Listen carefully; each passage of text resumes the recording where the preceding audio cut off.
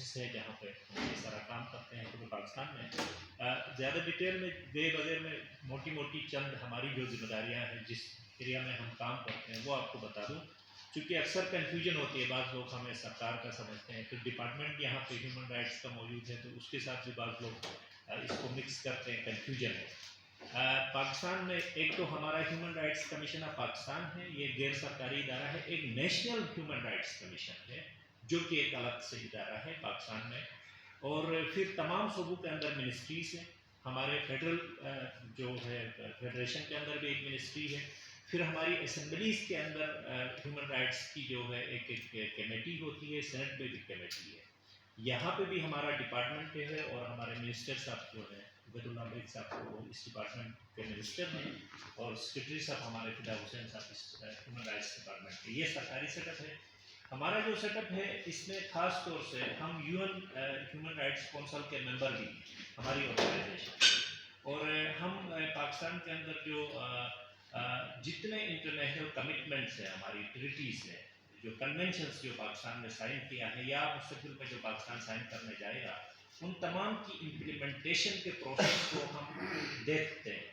اور کہیں پہ بھی اگر گورنمنٹ کے ساتھ ہمیں لوبنگ کرنے کی ضرورت ہو، نیٹ ورکنگ کرنے کی ضرورت ہو، وہ ساری چیزیں ہم کرتے ہیں. الٹیمیٹ گول ہمارا یہ ہوتا ہے کہ انٹرنیشنل جتنے کنونشنس ہیومن رائٹس کے ہیں اس کی پاکستان کے اندر امپلیمنٹیشن کو یقینی بنایا جائے. ہمارا جو مین کام ہے وہ مانیٹرنگ اینڈ ڈاکومنٹیشن ہے. ہیومن رائٹس کی جو بھی وائلیشنس پورے پاکستان میں ہوتی ہیں وہ سال بھر ہم مانیٹر کرتے ہیں، ان کو ڈاکومنٹ کرتے ہیں، اور سال کے آخر میں ایک ضخیم رپورٹ آتی ہے. یہ واحد آرگنائزیشن ہے جو انسانی حقوق کی صورتحال پر پاکستان میں ایک ضخیم رپورٹ پبلش کرتا ہے جس میں تمام صورتحال کا احاطہ کیا جاتا ہے. اس رپورٹ کے اندر GB کا بھی ایک چیپٹر ہوتا ہے. ابھی ریسنٹلی 2022 کی رپورٹ جو ہے وہ پبلش ہو چکی ہے، اس کے اندر GB کا چیپٹر موجود ہے. اور مجھے اس بات کی خوشی ہے کہ جو سٹنگ چیف سیکرٹری ہیں ہمارے، انہوں نے اس ساری رپورٹ کو گو تھرو کیا، اس میں سے پوائنٹس نکالے، ڈپارٹمنٹس کے ساتھ شیئر کیا، ان کو گائیڈ لائنس دی، اور جہاں جہاں امپرومنٹ کی ضرورت تھی اس کے اوپر انہوں نے اپنا انپٹ دیا.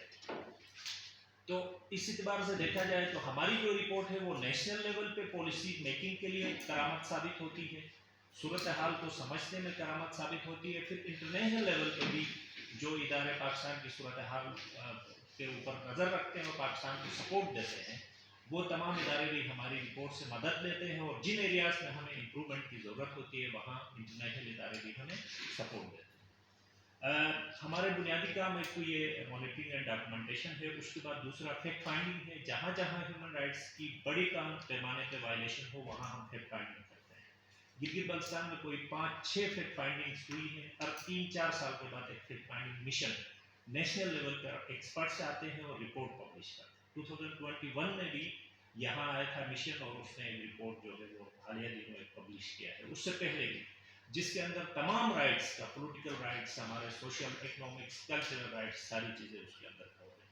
پھر ہماری اویئرنیس پہ بھی کام ہوتا ہے، اور نیٹ ورکنگ پہلے میں نے جس طرح بتایا سرکار کے ساتھ بہت گہری ہماری نیٹ ورکنگ ہوتی ہے، کیونکہ تمام جو سرکاری ادارے ہیں ان کا ہیومن رائٹس کے ساتھ بڑا ایک گہرا تعلق ہوتا ہے اس کو انشور کرنے میں، اس لیے ہم ان کے ساتھ ایک گہری نیٹ ورکنگ کرتے ہیں. پھر ہم خاص طور سے پالیسیز اور لیجسلیشن کے اوپر لوبنگ کرتے ہیں. نیشنل لیول پر بھی ماضی میں جتنے پرو ہیومن رائٹس لیجسلیشنس ہوئی ہے ان میں کہیں نہ کہیں ہمارا انپٹ گیا ہے. GB میں بھی جتنی پرو ہیومن رائٹس لیجسلیشن ہوئی ہے اس میں ہم نے اپنا انپٹ دیا ہے. بات لمبی ہو جائے گی، میں شارٹ کر کے آج کے ٹاپک کے حوالے سے جو آپ کو ہم نے زحمت دی ہے، اس کی وجہ یہ ہے، کچھ تھوڑا سا بیک گراؤنڈ میں آپ کو بتانا چاہوں گا کہ ڈومیسٹک وائلنس پورے پاکستان میں ورلڈ ہیلتھ آرگنائزیشن کی رپورٹ کے مطابق 30% ہے. نہیں، پوری دنیا میں 30% ہے، پاکستان میں 32%. اور پاکستان ان ممالک کی صف میں شامل ہے جہاں پہ یہ ریشو زیادہ بتایا جاتا ہے ڈومیسٹک وائلنس کا. اور پھر ساتھ میں یہ کہ GB میں جو مکس کی رپورٹ ہے، ملٹی انڈیکیٹرز کلسٹر سروے جو ہوا تھا 2017 میں، PNB اور یونیسیف نے مل کے کیا تھا، انہوں نے کہا یہاں 78% رجحان پایا جاتا ہے ڈومیسٹک وائلنس کا. اب وائلنس سے مراد ہم عموماً مار پیٹ، خون بہانا، ہاتھ توڑنا، سر توڑنا اس کو سمجھتے ہیں، لیکن دنیا اس سے آگے کی چیزیں بھی ہمیں بتاتی ہے کہ سائیکولوجیکل وائلنس ہوتا ہے، ایموشنل وائلنس ہوتا ہے، سیکشول وائلنس ہوتا ہے، اس کئی قسمیں موجود ہیں۔ تو اس اعتبار سے دیکھا جائے تو یہ ریشو زیادہ ہے۔ اور ایک چیز جو میں human rights commission of Pakistan کے حوالے سے بتانا بھول گیا تھا، وہ ہے ہمارا کمپلینٹ سیل۔ پورے پاکستان میں ہمارے تمام آفیسز میں ایک کمپلینٹ سیل ہے، یہاں بھی ایک کمپلینٹ سیل ہے جس میں ظہیرہ صاحبہ اس کو دیکھتی ہے۔ اس کمپلینٹ سیل میں سال بھر ہمیں کمپلینٹس آتی ہے، جو بھی کمپلینٹس آتی ہے ہم سرکاری اداروں کو یا غیر سرکاری ادارے جن کی رسپانسبلٹی ہے ان کو ہم بھجوا دیتے ہیں یا ان کو ہم لیٹرس لکھ دیتے ہیں۔ اس دوران ہمیں یہ معلوم ہوا کہ جینڈر بیسڈ وائلنس اور ڈومیسٹک وائلنس کے کیسز بہت زیادہ ہیں جی بی میں، اور سنگین نوعیت کے ہیں۔ آپ یہاں پولیس ڈپارٹمنٹ کے ہمارے سینئر آفیسر بھی بیٹھے ہیں، ظہور احمد صاحب، وہ اس دھرتی کے بیٹے ہیں، وہ اس چیز کو بجا طور پہ قریب سے دیکھتے بھی رہے ہیں۔ یہاں پہ ایسے سنگین کیسز آئے، ہم نے جی بی میں دیکھا کہ جو بتانا ہمارے لیے مشکل ہو جاتا ہے۔ آنر کلنگ کے ایسے کیسز، اب کچھ کیسز لاسٹ ایئر میں ہمارے سامنے آئے جس میں ٹکڑے ٹکڑے کیے گئے، خواتین کو مار گئے۔ تو اس کے علاوہ تو بہت ساری ایموشنل، ان کو پراپرٹی سے محروم کرنا، ان کو ایموشنلی ہرٹ کرنا، ان کو تعلیم سے محروم کرنا، صحت تک ایکسیس سے محروم کرنا، یہ تو بہت عام سی بات ہے۔ اس سے بڑھ کر بہت ساری چیزیں ہیں۔ تو ہم سمجھتے ہیں کہ یہ وقت آیا ہے کہ ہم باقی مہذب دنیا کے ساتھ مل کے اس مسئلے کے اوپر سوچیں اور اس کا حل نکالیں۔ پاکستان میں اس کے اوپر قانون بنا تھا نیشنل اسمبلی میں 2013 میں، باقی صوبوں نے قوانین بنایا ہے۔ میں نے گو تھرو کیا کل اس سیشن سے پہلے، تو مجھے پتہ چلا سب سے اچھا قانون پنجاب میں بنایا ہے، جس میں انہوں نے ویومن پروٹیکشن سیل بنایا ہے۔ اور ہم نے یہاں سے جی بی سے 2-3 کیسز ٹیک اپ کیا پنجاب کے، ایک ڈی آئی جی لیول کا آفسر اس کو ہیڈ کرتا ہے، ہم نے جب ان کو ٹیک اپ کیا تو ود ان 10 منٹس ایکشن ہو گیا اور ہم ریسکیو کرنے میں کامیاب ہو گئے وکٹمس کو۔ تو آپ اندازہ کریں کہ پنجاب کے اندر اس کو امپلیمنٹ کرنے میں، اس کو بنانے میں بہت افیکٹولی پنجاب گورنمنٹ نے اس کے اوپر کام کیا ہے۔ تو ہم امید رکھتے ہیں کہ ہمارے یہاں بھی اس طرح کا ہو۔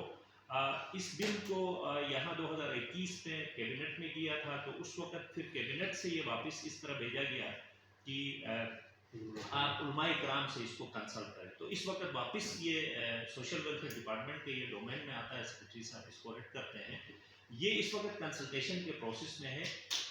آج کی بیٹھک میں ہمیں رحیم جان صاحب اس کے حوالے سے ایک پریزنٹیشن بھی دیں گے۔